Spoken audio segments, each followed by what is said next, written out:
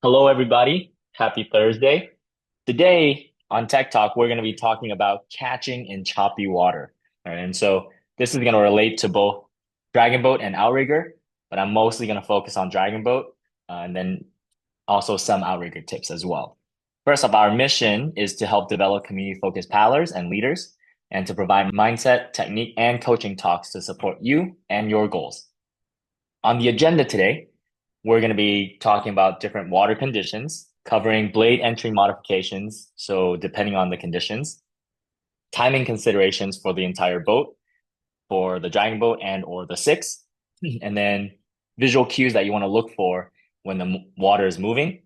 And so when we look at water conditions, there are smooth water, which we call calm water. In terms of smooth water, what we would usually see would be that it's kind of like glass, that it's flat, right? Those are some of the terms that we use.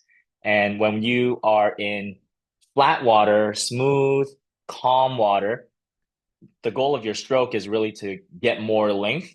You have a chance to get a good rhythm in because everything is calm. There are no other variables other than just you and moving the boat. And so during this time when it's calm, when there's smooth water, you can really get good length in the water, get a good rhythm, get that body weight in there, and really get a lot of power into that stroke.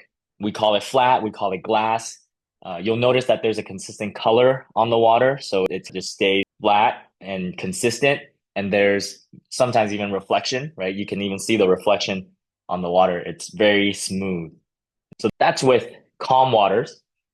Sometimes there's going to be wind chop, which I think usually in different areas, wind comes at different times.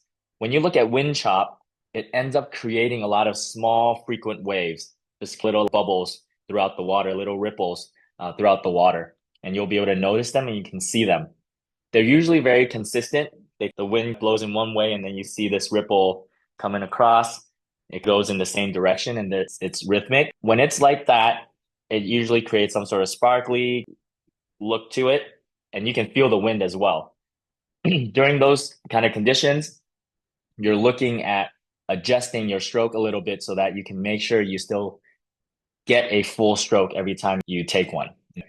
And then there's also cross chop, and this is probably the most confusing of them all, where there are multiple directions, waves coming from multiple directions, the wind's coming in and swirling in different ways, and now every direction that you go in is a headwind, and it's coming from the side, then it's coming from the other side, then it's coming from in front of you, and it seems to be coming from all directions except from behind you to help you, right? So these are cross chop, and during this cross chop, it's also important to make sure you stay balanced, especially on an outrigger, and just understanding these different conditions that you can have. And then what's missing here would also be big ocean swells. Those are another sort of conditions, these crashing waves. But in terms of the sport that we're doing, dragon boat wise, we're staying in one specific lane. The day could be really calm, and so the water is flat. There could be wind chop coming from behind you, coming from the side, cross chop, things like that. So just looking at different types of water and how to adjust based on those conditions. All right, in terms of blade entry modifications, I think when it is choppy, so over here, the video makes it a little flatter. It wasn't super windy that day, but there was some conditions. It wasn't super choppy. You can see some ripples on the water, but it could get windier than that. If you are experiencing wind chop and the water is active, what I look for first is I want a more assertive and a more controlled blade entry. And the two parts that I look for that I recommend would be that you apply more top arm pressure, right? So up here, you want to really drive down with the top hand, and you want to make sure both hands are tightly gripping the paddle. You want to make sure when you catch, it's clean and that it's quick, especially when the wind is creating conditions where it's choppy. What's important is that you keep the whole team in sync. You want to make sure the whole team, all 20 paddlers, understand that because it's choppy, that we are going to focus on more top arm pressure, keep your grip tight, and be quick into the entry. You want to make sure the whole team knows the game plan. When you enter the stroke, you actually want to make sure you enter more vertical, just more quicker right into the stroke. If you were in calm water, you can enter quickly too. But because if it's flat, you actually have a bit more rhythm and there you can get more length into it. It's not as important that you get in quick as when the conditions are rougher. If you don't get in quick, you're going to get blown back by the wind, or you end up catching air, or you catch the top of a wave or the tip of a wave, and then you don't get as much pressure as you can. So you want to make sure you actually get your paddle all the way in, have that strong top on pressure with tight grip, and really be aggressive with that entry when it's windy. It reduces the chance of catching air. So if it's kind of up and down, if you take your time into the catch, sometimes you'll end up missing the water and just only catching air or some air instead of all water. The blade angle should be steeper to cut into the chop, right? Because it's moving. You want to get a steeper angle. You don't need to worry about getting as positive on this part, mainly because if you end up getting a little too positive like this, you might end up slapping the wave instead of cutting into the wave to take a stronger stroke.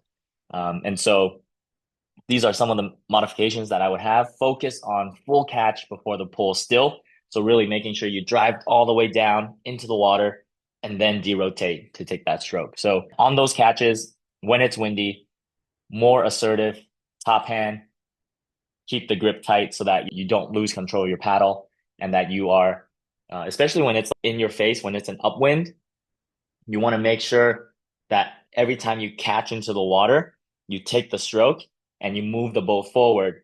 And then when you recover, when you're in the air, that's when the wind resistance is going to be pushing against you. You want to minimize that time and get right back into the catch so that you can push off of the water again. All right.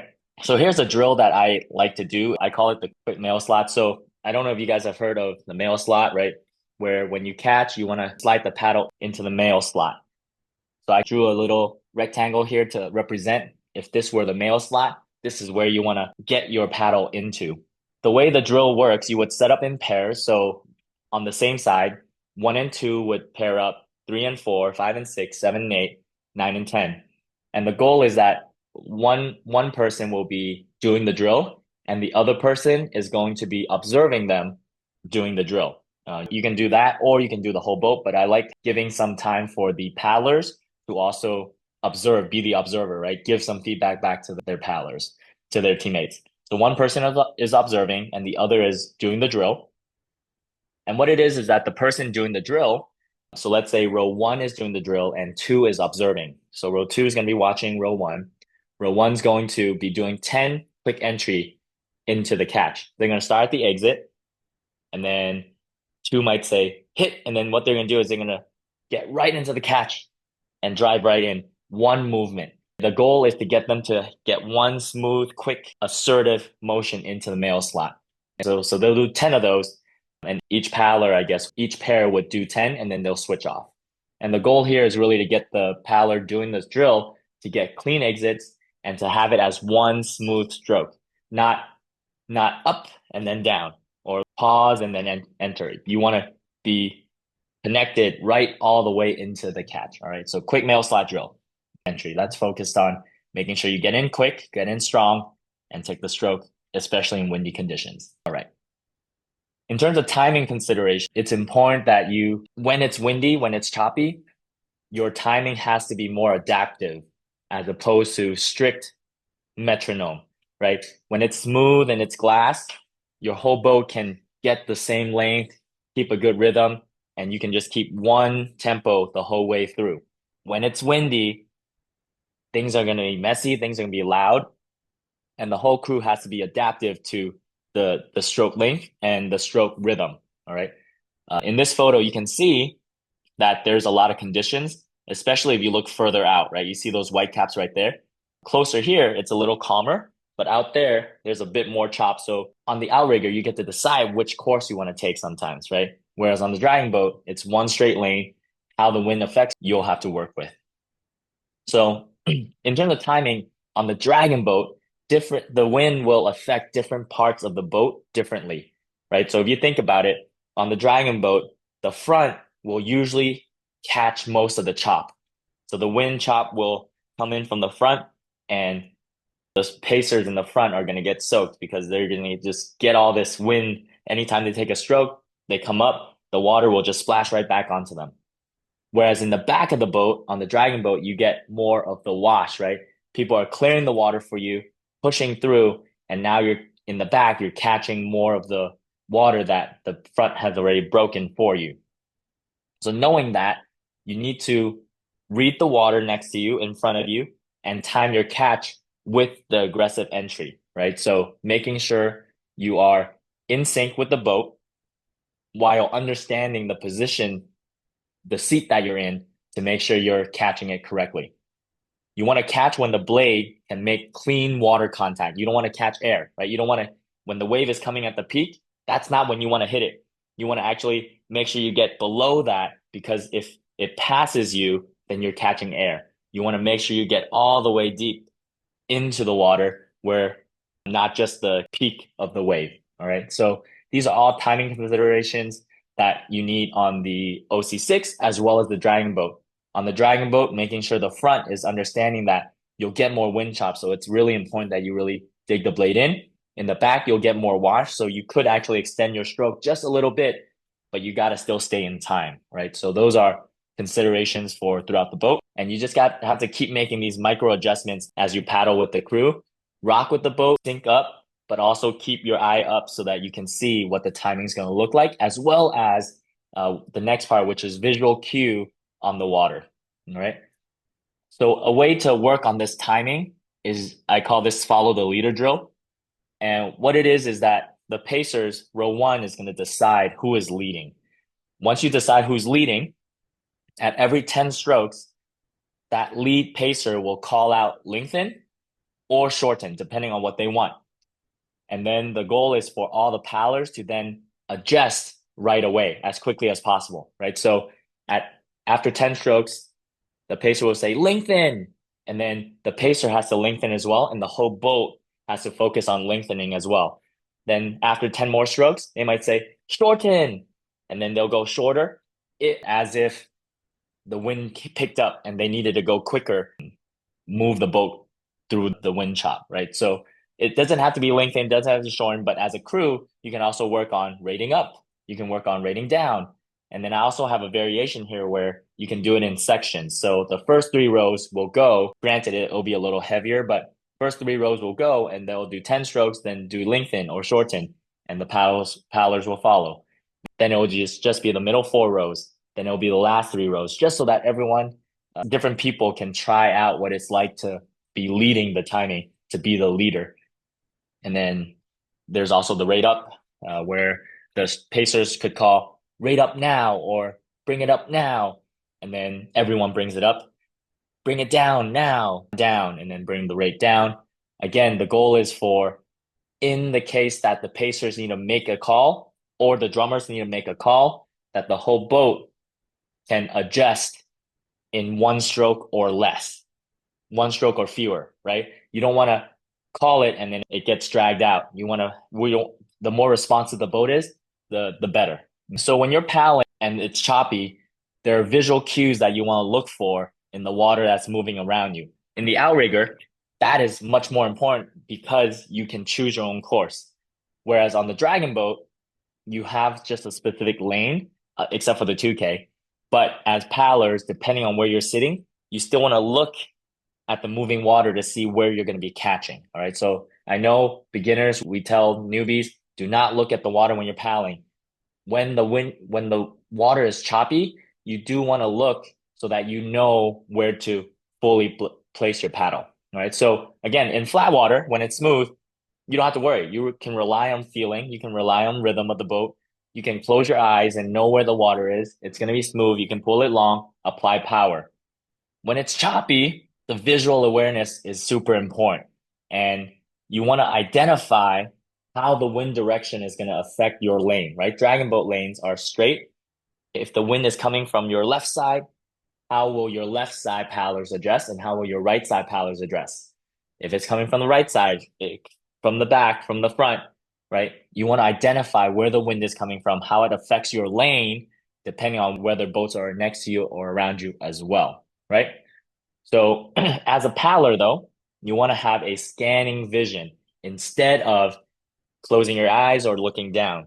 You want to look ahead of you if you're on the right side, look a bit more to the right, have the peripheral vision open so that you can see what's incoming, right? What kind of chop is coming at you? What kind of peak on the water is coming at you so that you know how much deeper you'll need to go. So the recommendation here is to look 3 to 5 feet ahead of you. So it'll be the paddler, maybe 2 seats in front of you. Look at the water to their right, or if you're on the left side, look at their water to the left and see what is going to be coming at you soon, and then be able to anticipate and adjust your stroke as needed. And the adjustment usually is how much deeper you have to go. All right. A drill for this, and on the chop, it's not only just the water. You also want to look for in case things happen. If a big wave is coming or it's flat, if it's suddenly smooth water, you want the boat to then lengthen the stroke right away. And then when it becomes choppy again, then you want to pick it and up the tempo and recover quicker. A drill that I have for this is called the buoy is lava drill. The idea is that you would have, so this is a video where one of our paddlers, the paddle hit the buoy and then lost the paddle, and then I grabbed it and tossed it back to the front, and then we were able to continue the race. But the idea is that you want to place a buoy in the water. It doesn't have to be your own. Maybe there's a buoy somewhere where you paddle or something that isn't going to damage the paddle too much, but you can place it in there. The idea is that you put a buoy there, and as you paddle it, the steers is going to purposely have the buoy get into the paddler's way, right? It shouldn't be gigantic, but it should be like a small little buoy. But the idea is that as you paddle towards it, the stroke, the pacers in the front should be able to make a call. So in this case, you'll yell, buoy. And the paddlers need to be paying attention on their side to make an adjustment to adapt to that condition. So in this case, it's the buoy that's oncoming that you want to clear the water to then get into take that stroke. So then we're just using the buoy to pretend it's something that you need to avoid. And so communicate it back there so that everyone knows it's coming through and that you're not going to hit it, right? So maybe you have to time it off a little bit. Maybe you miss a stroke slightly and then you enter quickly and then push through, right? So the idea is that the buoy is lava. You can also put a foam, a noodle or pool noodle or something attached to a cinder block or whatnot to throw it in the lake, something like that. This is a great way for the crew to just sync up on having calls in case conditions go up or down, if there are things that you got to avoid or whatnot. So I also have an online paddling school community. If you join today, there's a 7-day free trial. You can win prizes at the end of every month, and you can get weekly workouts and access to courses and the tech talks about paddling. And please get in before the prices go up. And here's the link. Thank you so much for tuning in for tonight's Tech Talk. Thank you, everybody. If that was valuable to you, please drop a comment, drop a like, or share it to a friend that you think will benefit from this. Thank you so much for tuning in.